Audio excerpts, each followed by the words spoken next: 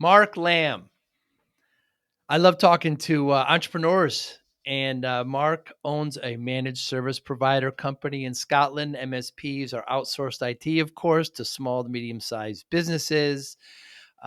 Mark has a very unique perspective on business. He's a pilot. He's also a big football or soccer fan. I opened the conversation as being a private pilot myself, some of the traits we can learn with our checklists and the way we communicate over to being a business owner.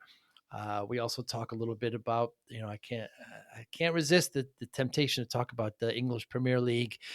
As a City fan, Mark is a Liverpool fan. But Mark is in the PitchIT program, which is part of ConnectWise. It's an incubator program with about 25 vendors. So as a managed service provider, Mark has made a security sales product. Many small to medium-sized businesses, MSPs included, are not good at sales. They're good at their discipline, their focus. With MSPs, obviously, it's tech. But he created a platform internally, baked it for 3 or 4 years, and now have introduced it to the MSP community to help them sell security services. It's a novel idea and a great angle since so many suffer at it. But it's a great conversation with Mark. Time goes by really, really quick. His view on discipline is quite unique as well. Get into the flow and get uncomfortable. Thanks for listening. Hi, I'm Joey Pinz, and here's my 45-second introduction. After starting my business in the 90s, I started developing poor habits of eating in my diet because of working way too much. Before you know it, I found myself 340 pounds. The doctor told me if I don't lose the weight, I'm not going to see my daughter graduate. Took the next 7 months, lost 130 pounds. People think there's some secret. Ask me, how'd you lose that weight? Like there's some secret. There is no secret. How'd I lose the weight? Just one word: discipline. I've had other successes in life, and I attribute them all to discipline. Now, I'm not the king of discipline, but I believe that it can help all of us. Friends, colleagues convinced me to start a podcast. The podcast mission: how do we better ourselves and society? I talk to interesting people in health, fitness, sport, wellness, business, technology, science, art, and culture. And I eventually ask them how discipline plays a role in their life. Podcast vision: growth through learning from others. So I will be having conversations with a lot of the coaches and the finalists from 2023, and just kind of talking about them a little bit and their solution in some future podcasts. We want to make kind of an introduction to that as well. Yes, absolutely. So yeah, like I said, as the years progress, more people are getting involved, and then back to these vendors looking for a way to create a name for themselves with consistency. They need people like you, which is why I'm so thrilled that you're willing to work with me and work with us on this. So you're going to be you've graciously accepted to host these, and I appreciate that. Where you'll interview all our contestants. You're also going to interview last year's head coaches, last year's judges, last year's finalists. So you're doing all that. And I think it's important, for if you're a vendor and you're watching these, take note of this and how you get more involved. Watch the program. Watch what these men and women are all doing with us, because they're doing a lot. That's how you grow your business. If you're an MSP, watch these things. Get to know who people are, and then inquire, because you're all looking to have stack alignment, and you're all looking for credible and reputable businesses. We're vetting them out for you. We're putting them on display for you. Watch them, ask questions, find out, do your due diligence.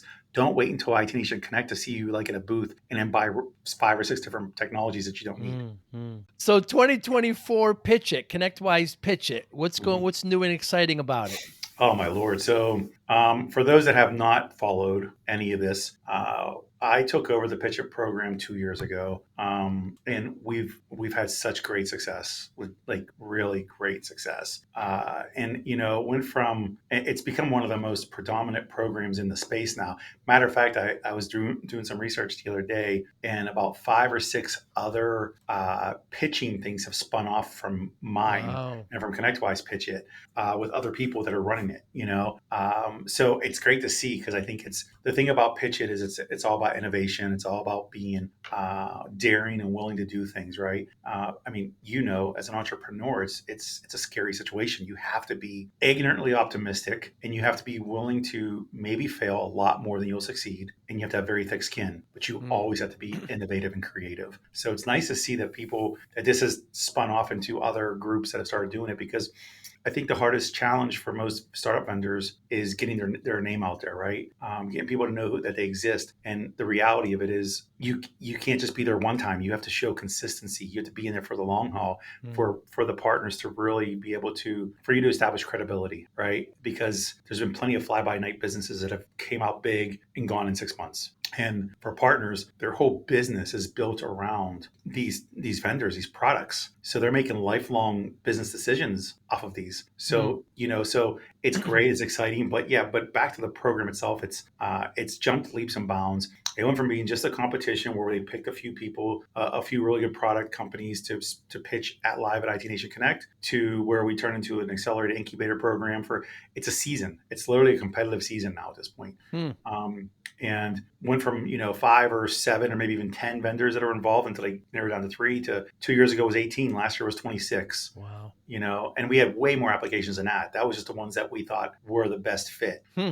So yeah, we're getting ready to put out the press release in a couple of days, because then the application process will start February 1st. So I recommend anybody from around the entire globe to apply. We've had over just last year alone 6 different countries represented, between the U.S., Canada, to Israel, to Australia, to New Zealand, to the U.K. They all involved in this competition. Let's have some fun. Mark Lamb, thank you so much for your time today. Very excited to talk to you. What traits and habits and characteristics have you brought over from being a pilot to the MSP? Oh, there's a good question. um, I'd say the diligence, Mm. and the safety, because, of course, the whole aviation industry is all about safety. Checklists and crossing your T's, dotting your I's, realizing that you can kill yourself quite easily. So, Mm. I think when I think about that and everything we do in business, but particularly in building a security product, um, it kind of makes me a little bit like I don't know, quite frustrating at times, because startups can't be that Mm. diligent and that like precise. So it's a bit of a conflict. Yeah, I'm a private pilot as well, and I just the whole Oh, checklists, the checklists on checklists, it's just wonderful, and so it's easy to translate those over to standard operating procedures to make SOPs. You just kind of have that mindset. If we're going to do this, get this checklist or this SOP and execute. absolutely. Yeah. I didn't know you were a private pilot either. You get that Yeah, one quite. that's right. That's right. Yeah, I had a Archer, a Piper Archer. Oh, nice. Yeah, Nice. yeah, very nice. Yeah, but here's the thing, though. In the MSP, when we create SOPs, we can still modify them and improve them. But with aviation, these things are very old. Not very old. I mean, aviation's less than 100 years old, but still, the checklist for to land my Archer, for example, is already set. This is what you have to do. I Mhm. may add a couple of the things, just some things to look at, but a lot of them are set, which is very comforting. Yeah, man, but you forget that checklist and you don't pull your landing gear out, you're having a bad day, right? Mm, yeah, Yeah. that would, as we say in aviation, that would ruin my whole day. Yeah, Yeah. exactly. Yeah. Yeah, that's exactly what it would say. But the views up there, God, I just love. I haven't been. I've let it lapse, but I miss it. Do you still go out often, Mark? Yeah, yeah, man, I was just out on Friday, and Wow. yeah, there's nowhere better. I think like yeah, we've done this whole session at talking about flying airplanes, but the communications is another big one, right? Mm. You'll know that with the RT. So that comms is so essential, and I think that's one of the things I've brought back into my MSP as well, is how you communicating. Like, you Hmm. think about these things are flying around at a great speed with no roads and there's no traffic lights or anything like that. Right. The comms is so important, Yeah. and the way that we communicate and check and verify is something that has been massive for me. I don't think I realized just how much of the Wild West the MSP world really is. Mm. And actually, SaaS world is the same in Hmm. comparison to that, what it's like in aviation. Yeah, really good point. When we're calling the tower, it's concise. Introduction, message, and then departing. Yeah. And even when you're in in the cockpit, right? If I'm going to release my hands, I'm the pilot in control, PIC, and I'm going to, have my student or whoever to the right of me do it. You announce it, and then they announce that they have it. It's very set. The communication is it's a really good point. We can learn from that, even as business owners, just how to communicate effectively. Yeah, even like mandatory readback, right? And That's right, the readback. Yeah, it's massive. I think everyone should go and learn to fly and bring it back yeah, into their business. yeah. It's true. And how is it different flying? Have you ever flown in the States? No, sadly I've not. No, I want I to. wonder, how's it different? I wonder. I mean, just the weather patterns obviously are a bit different there than here. Yeah, you guys have got slightly different RT. So, um, for example, like you read back your call sign at the start and the end of your calls, whereas we Right. don't have to do that over here. Ah, But a lot of the standard training is the same. it's the same. The exams are different. Like we've got loads. I think you've got a final written exam where we've got nine micro exams along the way. Oh, Things wow. like that. And your runways are a lot longer, so a Oh, lot more really? forgiving. Yeah, I had to do grass, landings and takeoffs and short ones when I was doing it. That's true, yeah, because well, the UK had the Harrier, right, that actually Yeah, lifted up to take because of the short runways. And then English is that's it. still even no matter what country, the tower always speaks English, correct? I believe so. Yeah, yeah. International language of what they called the ICAO Convention of Aviation. International Convention of Aviation, something, can't remember what it all stands for. Yeah. But yeah, English is the national language. I don't know if you must have heard it when you've been flying, but you see when you fly in over controlled airspace and you hear some of the pilots that are obviously like Chinese and Japanese Yes, and stuff, you're yes. thinking to yourself, I have no idea what you just said. And he's flying a jumbo jet. It's amazing. It's a wonderful. I just noticed that pilots generally are a bit more structured, and well, we have to be. So we kind of take that out in what we do. Yeah. You're also a big football player. By the looks at you, I'm gonna say you're a midfielder. Do I have that right? I'm a left winger, actually. Ah, left Um, winger. Left or right, Ah, I can use both feet. I'm one of them rare people. really? uh, Equally? Equally, yep, equally. Whoa, whoa, It's just whoa. it happened when I was a kid. I got put on the left, and I was right-footed, and there was nobody to play left, and I got stuck there. And if I wanted to keep on playing, I had to keep playing in left, in left back. Wow. So I got pretty proficient with my left foot. But to be honest, as I've gotten older, I do prefer to play centre mid. That's my kind of. I like to be a bit of a playmaker, and Mm. I'm not great at scoring, so I'm better at setting people off. But I Mm. also seem to be one of the ones that runs more than most, so they can keep me on the Yes. wing. Center midfielder should touch the ball every 3 or 4 touches, right? I mean, yeah, Yeah, you're the pilot, you're the general of the field. It's interesting when we had players that were right-footed and they were on the left side, they ended up cheating. They go down the left side and they cut back to use their right foot. But the really, you know what I mean? They would yeah, cheat. They wouldn't cross with their left because they couldn't do it. But if you get used to it, that's a good way of doing it yeah. to be ambidextrous with your feet. I mean, that's incredible. So you're in Scotland. Is there a team there that you follow that I would know? Yeah, well, Celtic in Scotland. Ah, yes, Um, Celtic. Yes, they're the biggest. my local team is you got Scotland and Celtic and Rangers. They're the two The biggest Rangers. teams. The Yes, big yes. derby. But to be honest, Scottish football is not that. It's not that great. It's not a lot of money in it compared to English football. Mm. So I'm a big Liverpool fan. I Yes, know you're a yes, Man yeah. City fan. I know. I'm a City fan. Yeah, Liverpool just got what's his name from Naples, from Napoli, Oh, Fabrizio, didn't they? yeah. I think it To be happened honest, with you, I today. haven't Or been is it? keeping up with the Uh, transfer news. I've been more worried about Arne Slot. What it's going to be like when he takes over from Klopp. yes, yes, yes. They keep on asking your center back. I can't think of his name with the ponytail. They keep on asking him about him from Belgium. Yeah, the Dutch boy. Yes, yes, Dutch boy. I'm sorry. Yeah, I can't think of his name. But I tell you, I didn't recognize Salah with his haircut. I said, "Who's this new guy? Who's this new guy they got in the front?" And I said, "Okay, well, I saw him touch. There he is. I didn't even Yeah. recognize. What a wonderful player." I was walking down the street at the weekend, and some completely random guy stopped me. I had my Liverpool jacket on, and he said, I didn't recognise Mo Salah with that hairdo. He's got a haircut like you.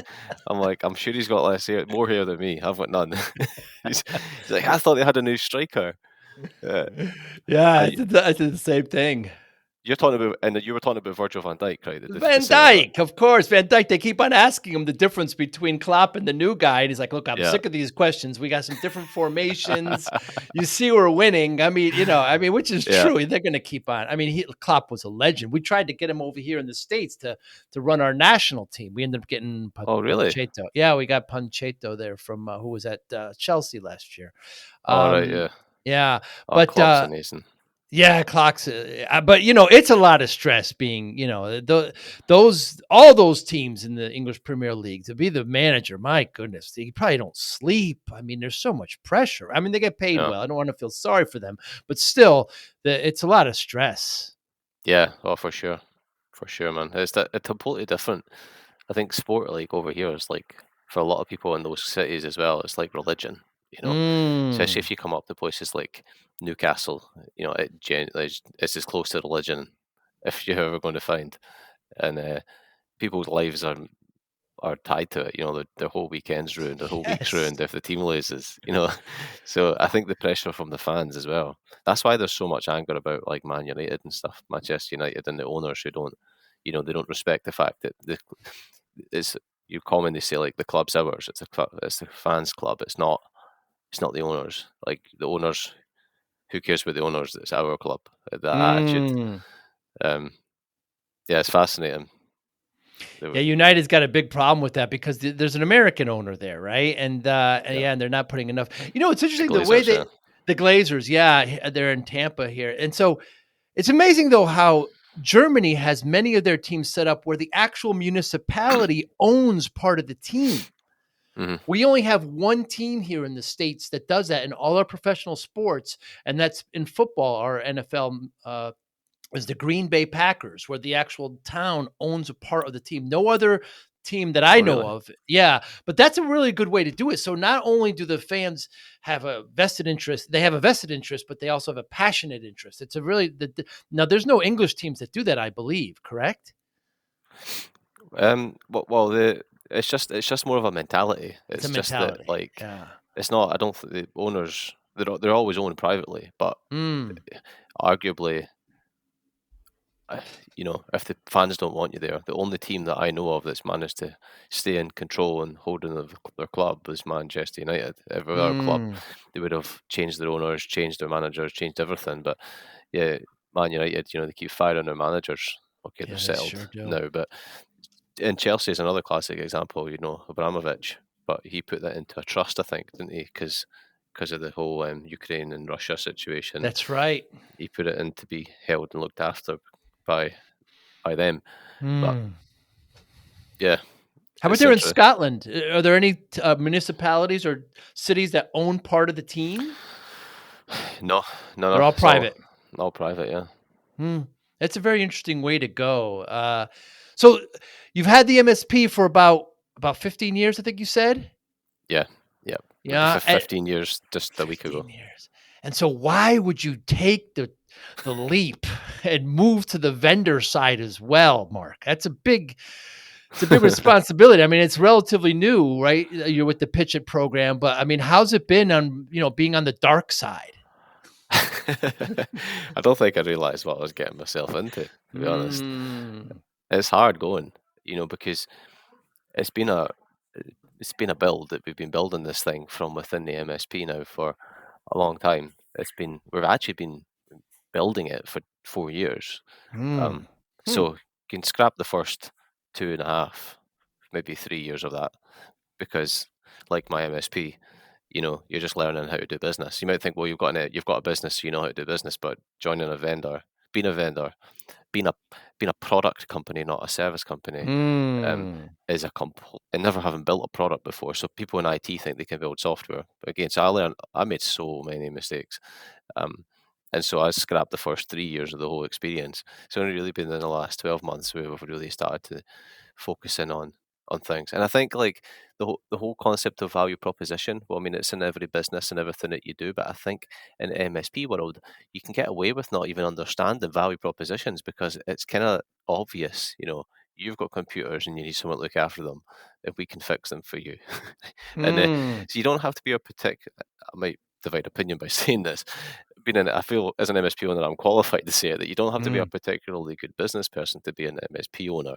Okay, to grow it and be really successful with it, you need to be better. But um, and I think in the MSP world, in the vendor world, you just get eaten alive if you don't have the mm, ability to explain your proposition and why people should buy your product. mm. Yeah, it's easy to make software. I shouldn't say it's easy. It's not too difficult to make software, but it's very difficult to sell it, right? Very difficult to make that proposition. How is the I have a couple of friends there in Scotland, but how is the managed service provider outsourcing IT business there in Scotland? Is it thriving? Is it doing just as well as everywhere else? Um, yeah, I mean, I think it's doing good. It might just be because we're doing good. Hmm. Um, I think because the industry keeps growing on its own, I think it masks a lot of what might be. I Ah. say this all the time. Like some of our customers, they would know. It's we talk about our growth, and so my MSP, we've had a mostly 30% year-on-year growth. This year we've been Wow. 24%, partly because um, well, the economy growth is as a percentage gets harder to maintain as you get Mhm. bigger, Mhm. because that number becomes bigger, and we've been investing in building high ground, so we don't have the firepower to also sustain it. So all those things considered, to drop 6%, I think wasn't too bad. We're still growing faster than most, Hmm. um, so it seems good, but the it's getting everything's getting harder, like across the. And all the MSPs I speak to, wherever they are, say the same thing. It's harder to sell now. Things are going slower because just the brakes on the economy with interest rates and stuff. I mean, and it's been done deliberately, right? So everyone's got to fight harder, but costs are still going up, like everywhere and everything. So they're deliberately getting squeezed. But I look to some of our customers and the challenges they're having. I think, man, we're lucky. We're lucky to be in a growing industry that wants to keep Mm. thriving. I mean, don't get me wrong. You go to some of the bigger cities like London, Manchester. Uh, they do seem a bit more insulated to what happens everywhere else, right? Because Oh, they're in really? their bubbles. Now, Mm. some of them might disagree. I do know some MSPs in London that are saying it's not as quite as easy as it was, but let's be fair, it's still like it's London. I mean, Mm. if people run out of Thriving business city. in London, there's a really big problem. Mm. Mm. So when I talk to MSPs, Mark, they say three things keep them up at night, and it's been relatively the same for the last couple of years. One is security; they're worried about their clients clicking something, they're getting ransomware, etc. Two is human capital, right? If their big techs leave, how are they going to replace them? How are they going to get new technicians? It's very competitive out there. Unemployment in IT in the States is like 1%. I'm sure it's similar there. And then last is just growth. How are they going to get bigger? How are they going to continue to grow? Private equity has poured so much money into the industry. How Mm. are how are they going to make themselves more value? And just sales and marketing, a lot of MSPs aren't good at it. Seems that your service, your product actually addresses most of those. Yeah, yeah. I mean, High Ground is ultimately focused on trying to help MSPs make more money, and I think that let's be fair. They say, you know, money helps all problems Mm, mostly, right? You could argue, oh no, it doesn't. But let's be fair, money makes things a little bit easier, gives you options. And I think that all them problems, let's be fair, the people are there. You're just going to have to pay them more to come work for you. Um, mm, Customers have money. It comes back to the point about the value proposition again. MSPs have to get better at demonstrating the value in investing in IT and investing in cyber.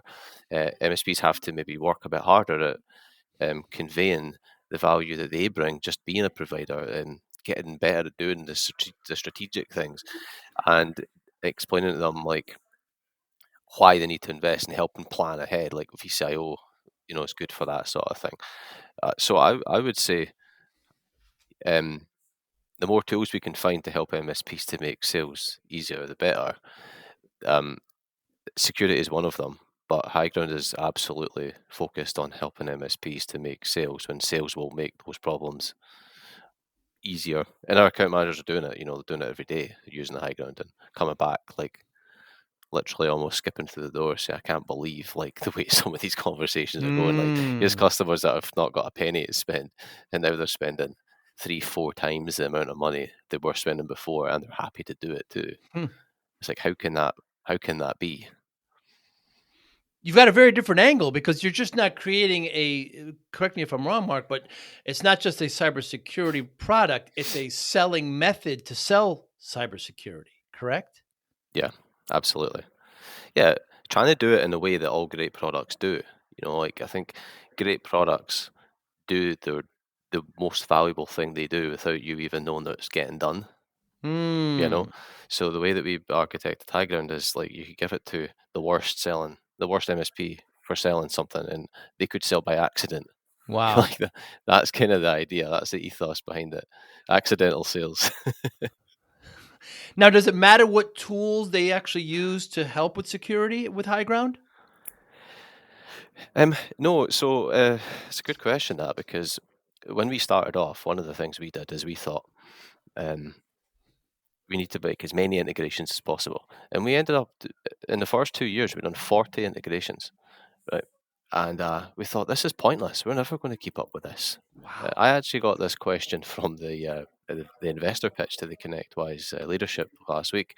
They were saying, they've asked me the very same question about tools, and I says, we got to the point where we realised that we were getting in our own way, and the answer was really simple. Just allow MSPs to attest to what tools they use, and over time we'll build the integrations that people want the most. But what MSPs want is, they don't want lots and lots of integrations. They want integrations that actually do something. Look at Zapier as a classic example. I think there are thousands of integrations, but most of them just do something so useless that people don't use them. So we're trying to focus on making the ones we've got deeper and better, because that's what MSPs want. They're like the attitude of the MSPs that we've been working with on our beta is like, if it's in the PSA, I expect you to have it through the integration. Like, well, that's a big ask. PSAs are huge tools. Yeah. You just think that we built every single possible feature, but that's the standard. Like, I call it the Silicon Valley standard. That's what people expect of you. You don't give you they don't give you an easy time just because you're a startup. It's just like, no, well, we expect you to get it. And so the answer is no. You can attest. You don't have to. Of course, the more integrations you have, the better experience you'll have with the product. But we found that because we that at the time we were focusing a lot more on getting security data into the tool. But we all know our customers don't care about the security data. You put a financial dashboard in front of your customer showing them money. Now they're sitting up. They're like, is that my data? Is that really me? They're like, I don't care. And that's, again, the stupid mistake I made, is understanding because we've got a slightly different problem when it comes to value proposition. The value proposition for an MSP, because they're not very good at selling, actually means you really need to understand the value proposition between the MSP and the customer. So we're trying to build for both the MSP and the customer simultaneously, for them both to get value out of it. That's been the real challenge in building of the product, because it's really hard to get that right. So is Higher Ground is it a toolbox? Is there constant education? Is it how does it roll out to the MSP? So it's there is going to be an onboarding element that is a bit like how when Lifecycle Insights came out. They were running these programs where they were educating, like every Monday, Tuesday, Wednesday, Thursday, I think it was, the same time every day. You could join in and you could do the training, and they would run it like clockwork, and they recorded these things. And I think that's what we'll do, because I think MSPs can come along and then they're busy, and then they get sidetracked, and then they forgot what they learned on their onboarding call, and they come back. So taking part in that is, I think, useful, and asking like their peers. But as for where we go with it in the future, uh, I really want High Ground to become like an account management platform for MSPs. So the things that we see with VCIO and digital quoting, and the sales side of what we're doing, and the service management of QBRs, which, yeah, they do that in VCIO tools, but there's a lot more things that we do. See, the VCIO tools are they're very good for sales because they focus you on building these roadmaps with your customer. Right. But sometimes they don't do the things that slightly larger MSPs have real problems with. For example, you're in a QBR of a customer and you're reviewing, I don't know, let's say you're reviewing licensing and costs, and then they say, well, who's got that license? And why does he have that license? And does he use that license? And no one knows. Account manager doesn't know, customer doesn't know. They've got to go ask somebody, and they come away from this meeting and it wastes everybody's time. Or the account manager's got to put tickets into the help desk to get the techs to do something. See, in smaller MSPs, you don't necessarily have this problem because it's probably the person who can make all the changes and who can answer the questions and who did half the tickets is the guy who's in the meeting. So they don't have these issues. But when you scale a little bit beyond that, you have all sorts of problems you didn't have before. And so I think there's so much efficiency to be gained and so much value to be had with customers by doing that. And by having a platform that allows us to do all of these things. And the customer only really gets exposed to one tool, one view of the world.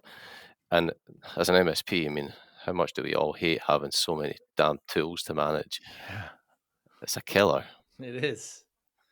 And it's just getting worse. It's not going to get any better. There needs to be a consolidation. There has to be. I agree, Mark. I would say most MSPs are overtooled. They go to shows, they buy tools, it looks shiny, and then they don't use it. And they're spending money, and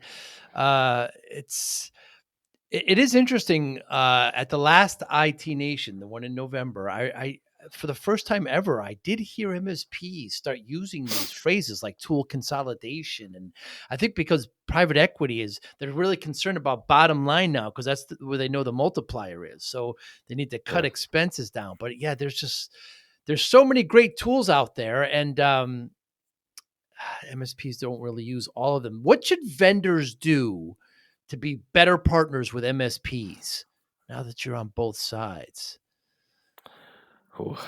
Help them be successful. I think there's too many vendors in this space who they sell their tool, they get you in on the contract. That's why MSPs hate contracts. That's why they hate the Ks of this world who sign you in for 3 years. It's like, and then they know, well, I'm not going to be helped to be successful, and then I'm paying for it anyway, right? And then all of a sudden people pop up when there's 6 months, 9 months to go, and they help you be successful, get you over the line, and then here we go again. And I think that it's this sales enablement piece of helping MSPs be successful with their tool and show them how to do it, not just tell them what to do, but show them how to do it, lead by example. I think is the single biggest thing they can do. Take a vested interest in them as well. You know, like I think so many products, like in their early days, they innovate so fast. You know, you see features coming out every other week, changes getting implemented, and then it seems like they just die. You know, like they just stop innovating. And MSPs love the innovation. They love to see their ideas getting implemented.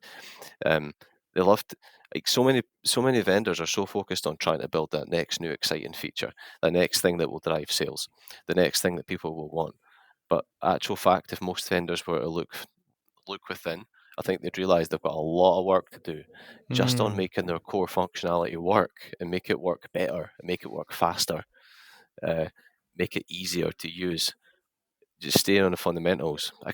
Someone said it to me, I can't remember who it was. It's somebody in this MSP space, and they said to me, you know, most people pay 100% for the product for the 15% that they'll use. And the rest of it's all rubbish. You know, say that 85% of it, no one interested in. So if someone's willing to pay 100% for 15% of your product, find out what that 15% is and focus on that. I have heard that like Microsoft Office, Word, and Excel, that most users only use 5 or 10% of the functionality in those, very mature business products. But it's an interesting point. Yeah, even with the PSAs and everything, it's I guess the problem is which 10% are they using? Service desk. Yeah, some are using some, and some are using the other. I guess that is very different. So you're speaking of PSA and ConnectWise, you're part of the PitchIT program this year. It's a great incubator program. I think there's 25 vendors. Many of them are former or current MSPs. How are you liking the program? Yeah, it's been great. It literally just finishes up this week. Yes. So we find out on Friday who's in the final three. Um, I went into it with the opinion that, look, I'll learn a lot, and if I'm lucky enough to be in the final three, then that's great. But I have no expectation because it's so competitive. Like, there's Yes. so many great vendors in that program. Some of them with quite phenomenal credentials as well. You're thinking, how am I Mm. going to possibly, compete or win here? But for me, I wanted to learn get better at sales and marketing, and I'd say maybe not so much in the marketing, but certainly in the sales. I've got a lot better, Mm. a lot clearer. I couldn't have, not say my pitch was amazing, but I couldn't have done the pitch I did 16 weeks prior. Hmm. And then secondary to that was growing my network, meeting people like yourself and others who I'm really fortunate to have been able to meet and have connections with. So yeah, it's been invaluable. I mean, I think it's a great thing that they've done, ConnectWise, putting that together. What's the difference between sales and marketing? I would say, oh, how would I get this wrong? Marketing is like, for me, marketing is like awareness, getting your product. People, like, you can't sell if people don't know what it is. They Mm. don't know who you are and where to find you. Um, and to an extent, creating that sort of need or desire or touching that pain. And then sales is, for me, sales is the actual process of taking that interest and turning it into money. Hmm. And for the MSP, I mean, your background, Mark, is where? Is it in sales? Or are you more of a technician? How did Oh, you found? tech, You're tech, all tech. You're all tech. Yeah, yeah. creative tech. I would say. My passion was always designing things. Like, nothing would get me out of my bed faster in the morning than the idea of designing. It could be a network, it could be a cloud infrastructure, it Mm. could be a cabling route, it could be anything. A route, a navigation route of my Mm. aircraft. I love to Ah. design and build things. When it comes to managing them, I'm not quite so excited. Do most technicians, engineers dislike sales? Yeah, I think so. I think that's Why? a fair. I think it's not tangible enough. Right. I think, Soft like, skill. Yeah. yeah, it's like if I press this button, it's going to do this. Like, that's what techs are like. It's very, like, matter of fact. Whereas Mm. sales is way, way, way too much uncertainty. Like, you do this and you get a different result every time. Uh, and you got to deal with people, and you got to convince them of something they should know they need and they should be buying. Like, there's so many things in sales. It's a completely different breed. I've talked, I do some consulting now. I've sold the MSP and yeah, and I hear some of the technicians say, "Look, we don't need to do sales. It's a great product. If they don't want it, forget it." Yeah, It's just not how it works, man. It's just how are yeah, they going to know that it's a great product? How are they going to and plus many of the technicians think sales is dirty. They're trying to convince somebody to buy something that they don't want to buy, like the used car salesman kind of stereotype, when yeah, certainly without sales you can't grow people. yeah. It's a real shame because if these people put their mind to it, they could do it. But, like, it's Yes. the problem is it's the human factors of it, right? It's the people don't want to be uncomfortable. Mm. And that's a major arc you're going to have to go through in your career if you're going to, and you're not just going to get good at it. You're not just someone's going to send you on a course for a week and you're going to come back and know how to do selling. You're going to have to commit yourself to that uncomfortable situation for years probably before you get good at it. Or you hire them in. If you hire them in at a senior level, you're going to be, the problem then is you've got some very seasoned, talented people that you're just going to completely disagree with because they can't put it in tangible terms that you need to understand as a technician. And then Exactly right. it's fireworks at that point. Oh, yeah, and you've got to manage them, and they need to be managed a certain way. And I mean, Mark, we're doing sales all the time. Convincing my girlfriend of what restaurant to go to is sales. I mean, everything is we're Yeah, constantly selling. And I when I started my MSP, I wasn't, I was more of a technician like yourself, and I hired these salespeople, and then they don't work out. In retrospect, it was completely my fault. I didn't manage them. I didn't get them the leads. I didn't cultivate them. I didn't have regular meetings. I didn't see what the pipeline looked at like. It's a different yeah, skill, but it still needs to be respected because you can't grow again without sales. Yeah. Yeah. And I think in a small in small businesses, and particularly in MSPs, I think there's this like godlike complex around the engineers, right? It's like Mm. IT's hard.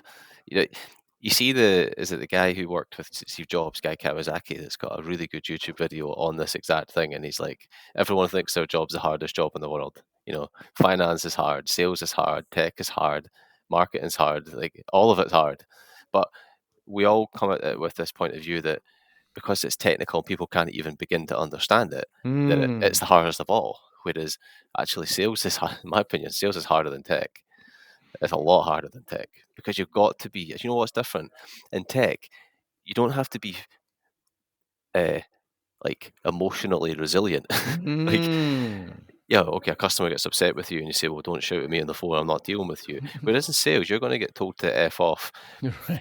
8 times out of 10, and you just have to brush it off and keep That's right. going. That's And right. it's so different. And I think that's, yeah, I've got a massive amount of respect for people in sales. It's a hard job. Yeah, it's relationship building, and it's you got to learn to take rejection. When I was starting MSP, I was doing cold calling, and I was calling these trying to get past, secretaries to talk to bosses, and that you'd get hangups, and you'd get leave Uh, us alone. I mean, it's yeah, it's tough to do, but it's People really like me and rewarding. you would be, and people like me and you would be like, well, we'll phone them. Why am I That's right. phoning them again?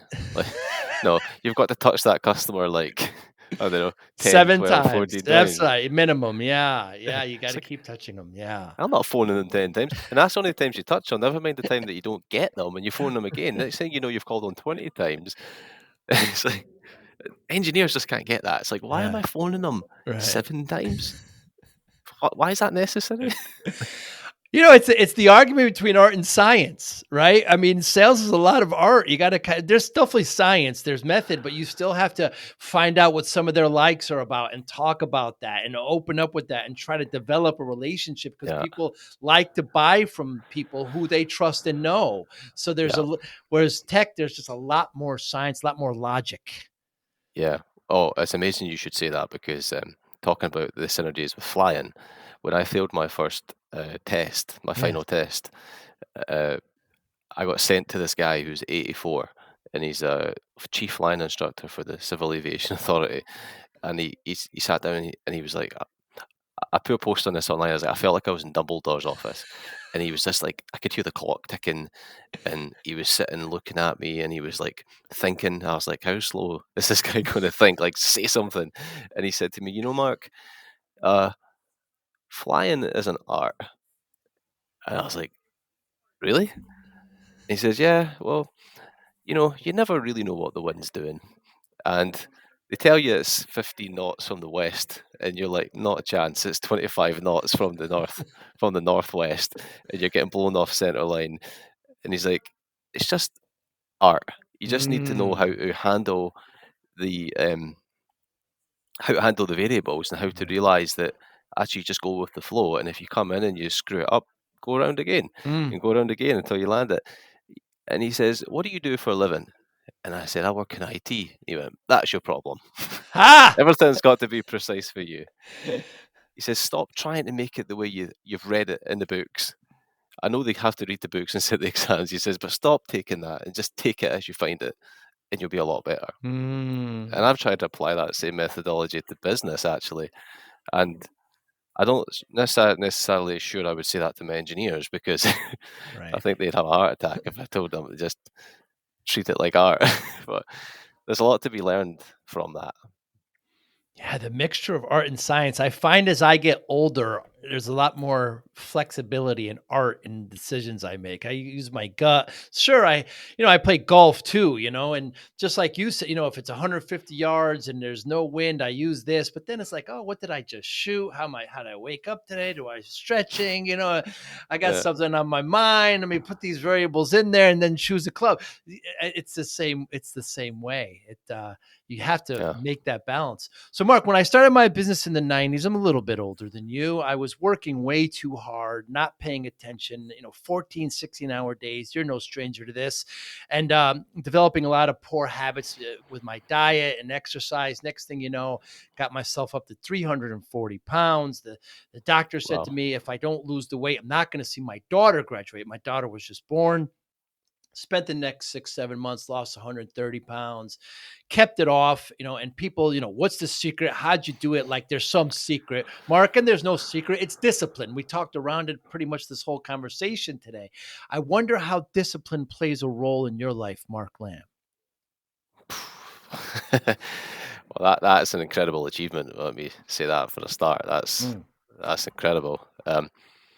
Yeah, I think the core, I'd imagine when you were going through that, it must have just been, just get through another day, just get through another That's right. hour, another meal, or whatever it was at the time. It must have just been small steps all the time, and doing it consistently. I mean, for me, running an MSP and getting it to do what we're doing, it is about just doing a few key things right.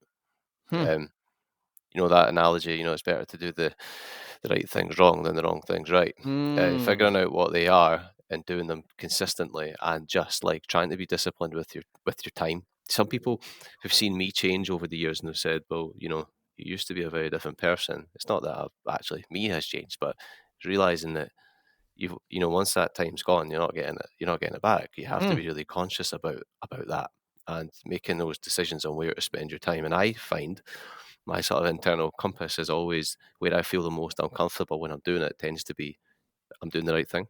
So I try to seek that out. And I hate it because I spent all my life feeling uncomfortable. But that's when you're growing. So I would encourage anyone to go and do those things and seek it out and spend time there. Don't run away from it, or maybe you stop it and pick it back up and go again. But be consistent. Same things what you've said, which is, yeah. And if you don't know where you're going, I find that's the hard one. People say, "Well, what's your goal? What's your exit? How are you getting out of this?" Like, I don't think you always know at the time. I think because what they say, most MSP owners are accidental entrepreneurs. Like they never meant to get into business. They just kind of started this thing and now they're left holding it. And if you don't know where you're going with it, then that's okay too. There's nothing wrong with actually just enjoying it. But I think, and it helps every now and then to go back to the thing that you know and that you enjoy. So much as I'm saying sit in the discomfort, go back and spend. I find it helps to go back and some customers I really like just having a customer meeting with, or meeting up for a coffee with, or just sitting in the help desk and speaking to my guys about what's going on today. Just even just an hour back at that just recharges you. I think a lot of MSP owners are feeling tired and exhausted from the pace that we all go at, and they say you need a rest. But as they say, sometimes a change is as good as a rest. I think you just need to change it up and go do something that you enjoy. And it's amazing how fast you get re-energized from just going back to the thing that you loved and doing that. But despite all the things I've said, it's 100% consistency with a mix of recharging and pushing yourself to grow at the same time. It's that art again. Yes, it is. So you really disciplined to consistency, recharging, and getting uncomfortable. Yeah. Yeah. Fascinating. It sounds a bit messed up now that you read it back to me, but no, not at all. There's no wrong answer, Mark. It's wonderful. I have this ongoing thesis that discipline is a spectrum of 10 elements, and focus, restraint, direction, willpower, order, routine, and I think you just kind of covered it there. It's a fascinating take. What motivates you, Mark? Creating things. Yeah. For me, it's about creating and giving back as well. As I say, that whole thing of designing. See, if I remember having an argument with my dad, and he was like, you're not spending enough time doing the things that are going to matter. And I said, well, yeah, but I don't really like doing those things. He's like, well, you should be making sure that you're making an X amount on a job or something like that. And I said, but that means cutting corners on the job, and I'm not about that. I'm about the quality. And don't get me wrong, he was right, and I was right. But that's it. I think in that moment was when I realised what it is I like doing, which is creating things. And as long when I'm in that, that flow state that you get into when you're just like everything in the world just tunes out and you're in the moment and you're enjoying it and you're creating and you're doing the best work ever. Like that for me, I live for that. Like I've got all the other things as well. My wife's watching, she'll say, "You don't like to live for us, the Of kids." course, of course, of course. But for me, that's what motivates me and drives me to do it. And then, of course, seeing it actually come to life, seeing it work. Perhaps some of your attraction of when you fly, because you've done your checklist, you've motivated this huge machine to get into the sky. You're off the grid, right? You're not getting emails and texts, and you're in control of this huge machine. You're getting the benefits of this beautiful vision of what you could see, of what birds can see, others can't see, and then you land the plane.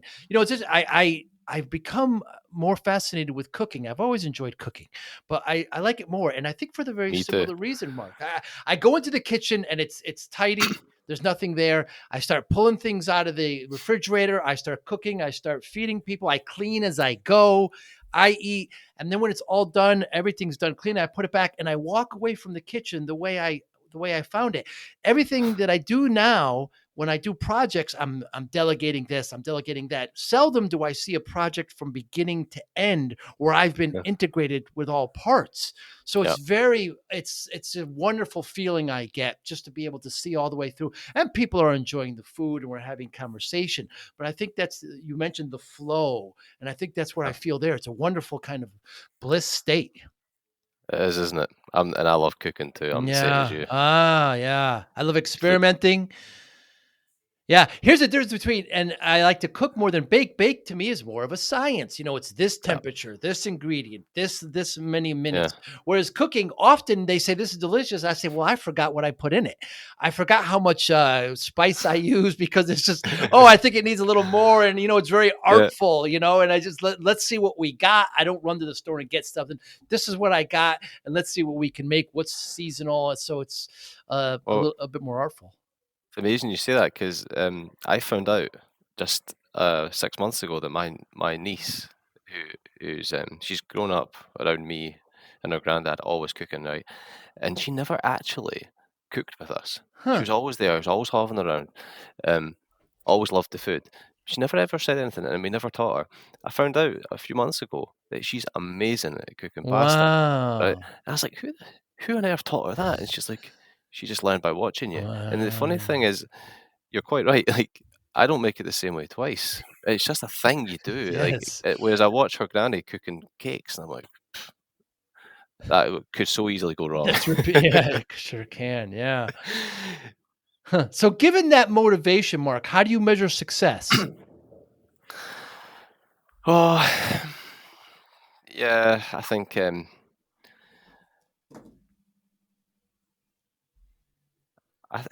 I that's a great question, because I think if I'm being completely honest about it, I mean the rational answer to that is achieving my goals. Hmm. I probably miss them as often as I don't, as I hit them. I actually achieve success feeling, that way when you go to your bed at night and think, I've done, that's been a good day. Like, I've achieved something today. Sometimes it's like feels like you've really achieved nothing tangibly. Hmm. So for me, success is doing the right things by the right people, feeling like you've created and contributed and done the best you can, and you know, not getting too high and not getting too low either. There's Hmm. nothing worse than I'm not great for being, up on a high. Maybe probably worse for getting myself down on a low. I can pick myself back up again. Hmm. Um, yeah, for me, success is, and the biggest thing I could ever hope for within high ground is that MSPs, to see them be successful. Like, see if I could fast forward 5 years and be like, here's 100 MSPs who you changed their life and you changed their business because you helped them do something. And Hmm. yeah, okay, we all made money along the way, but like that for me would be success. Hmm. Or when I go out with my account managers, um, here at M3 sometimes to key client meetings, and they're talking about how we've helped them do something. We've helped them achieve some goal, or we've made all the difference. Life's so much better. Like the human impact of having a really bad IT provider versus having a good one. It's genuine stuff, right? Like that stuff. That for me is success. Yeah, well said. Well said. Often life just goes by so quickly. Don't take kind of a moment, to look at our successes, our motivations, our family, our business, our community, etc. It's very refreshing. Mark, thanks so much for your time. Great conversation. Really loved it. Anybody listening, how can they get in touch with you? LinkedIn, I think, got a common, easy enough name to spell, Mark Lamb. You can also get me mark.lamb at highground.io. And you also, on our website, highground.io, you can contact us in the contact form. We'll make sure to put all that in the show notes. Mark, I look forward to meeting you, probably in Orlando. Maybe we'll have a drink. I'm hoping so. Yeah, that'll be Go great. flying. Yeah, Orlando. Orlando and like Tampa are like the lightning capital of North America. But we know in our training, being in a plane, it's very safe to be when it's lightning out, as long as you're in the air, right? What's that bird cage? What is that? Scientific principle, something like that. How it's safe. Yeah, I think it's because they've got the lightning wicks on the wing, so That's obviously right. this gets it and dissipates it. Yeah. Although Yeah. I wouldn't look out the window and go flying in it though. I think I'd stay on the ground. I guess that's a good point. Yeah. Mark, be well, my friend. Thank you. Thanks for having me.